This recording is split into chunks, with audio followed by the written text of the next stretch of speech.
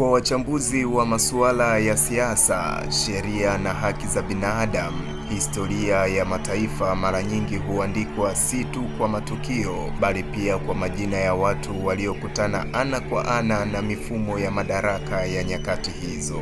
Nchini Tanzania, jina la Tundu Antipas Lissu limeendelea kujitokeza katika mjadala unaohusisha uhuru wa kisiasa, uwajibikaji wa viongozi na nafasi ya raia katika kuhoji mamlaka. Kwa wengine, yeye ni mwanasheria mkosoaji, na kwa wengine ni mwanasheria mwenye msimamo mkali. Lakini kwa kundi kubwa la wananchi, hususani vijana, jina hili limekuwa ishara ya maswali ambayo jamii imekuwa ikiuliza kwa sauti ya chini chini au kwa kimya kirefu. Simulizi ya Tundu Lissu inaleta mjadala mpana zaidi. Hivi demokrasia ya Tanzania ipo katika hali gani leo na mwelekeo wake ni upi?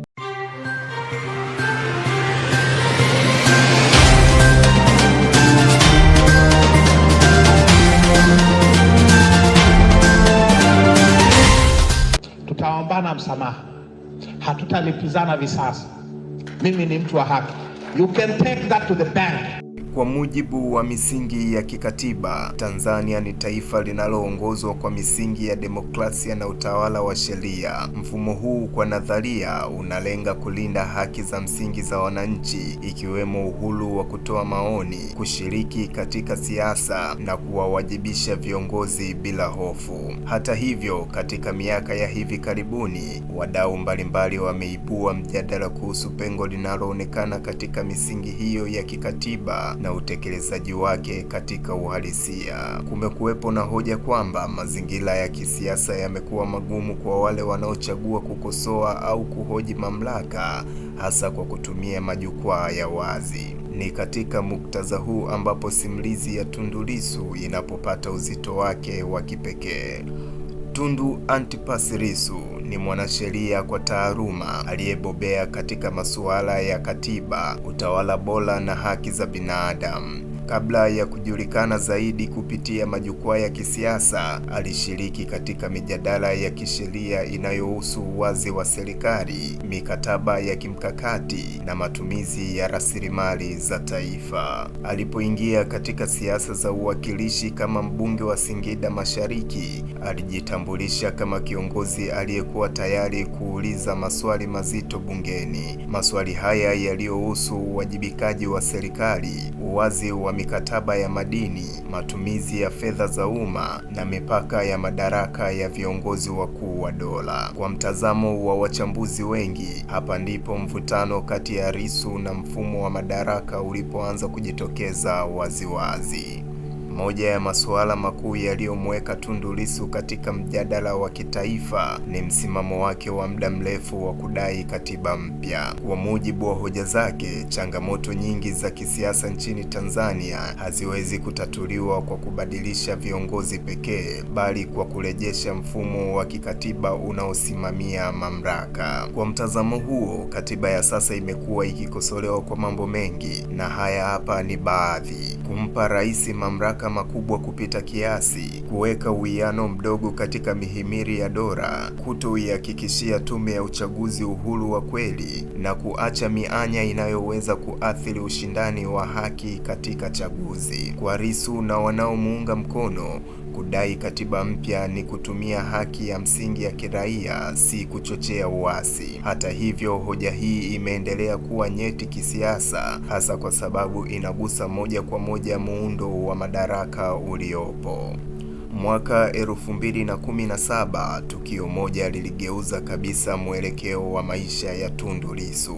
Akiwa mjini Dodoma, alishambuliwa kwa risasi nyingi karibu na makazi yake. Alinusurika, lakini kwa majeraha makubwa yaliyohitaji matibabu ya muda mrefu ndani na nje ya nchi. Tukio hili liliibua mshtuko mkubwa ndani ya Tanzania na katika jumuiya ya kimataifa. Maswali mengi yaliibuka kuhusu usalama wa wanasiasa, uhuru wa kisiasa na uwezo wa mfumo wa dola kulinda haki za wote bila upendeleo. Hadi leo, tukio hili limeendelea kuwa kumbukumbu nzito katika historia ya siasa za Tanzania.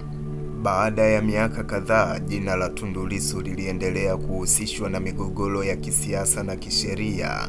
Kukamatwa kwake na kufunguliwa mashtaka ya uhaini kuliibua mjadala mzito zaidi kitaifa na kimataifa. Kisheria, kosa la uhaini ni miongoni mwa makosa mazito zaidi, likihusishwa na vitendo vya kuvuruga dola au kuhatarisha usalama wa taifa. Hata hivyo, kwa mujibu wa taarifa za mashirika ya haki za binadamu na wachambuzi wa kisheria, hoja kuu zinazojitokeza ni kwamba tuhuma zinazomkumba Lissu zinahusiana zaidi na matamshi na misimamo yake ya kisiasa. Amekuwa akizungumza kuhusu matukio ya utekaji na watu wanaotoweka bila maelezo, uadilifu wa mchakato wa uchaguzi, rushwa na ubadhirifu wa mali za umma, na uwajibikaji wa viongozi na taasisi za dola. Kwa mtazamo wa wanaomuunga mkono, hoja hizi ndizo zilizomweka katika mzozo mkubwa na mamlaka.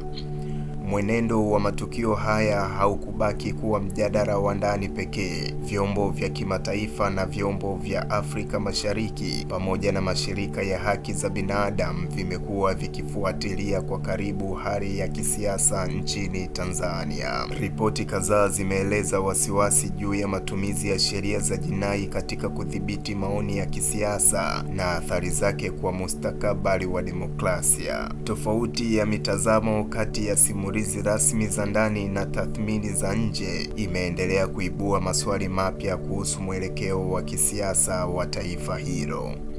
Kwa kizazi kipya cha Watanzania, hususani vijana, Tundu Lissu amekuwa mfano wa mtu anayethubutu kuhoji katika mazingira ambayo wengine wamechagua tahadhari au ukimya, sio kwa sababu wanaamini kila anachosema, bali kwa sababu anaonekana kuwa tayari kubeba gharama za kusema. Katika jamii ambayo hofu imekuwa sehemu ya maamuzi ya kila siku, uthubutu wa kuzungumza umeanza kuonekana kama aina mpya ya uongozi wa kimaadili. Hatimaye, mjadala huu hauhusu mtu mmoja wala kesi moja, unahusu swali pana zaidi. Je, demokrasia nchini Tanzania ipo katika hali gani leo?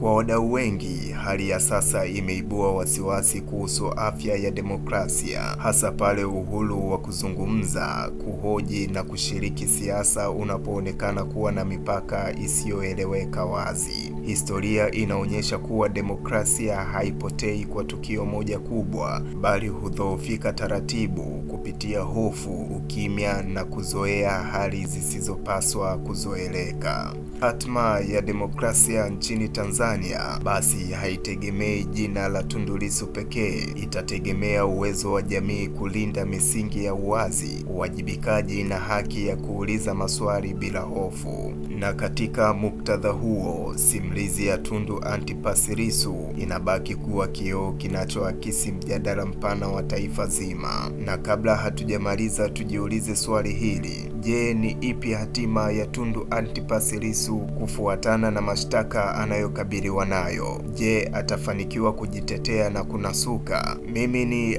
Isaac Samuel na hii ni Vision TV.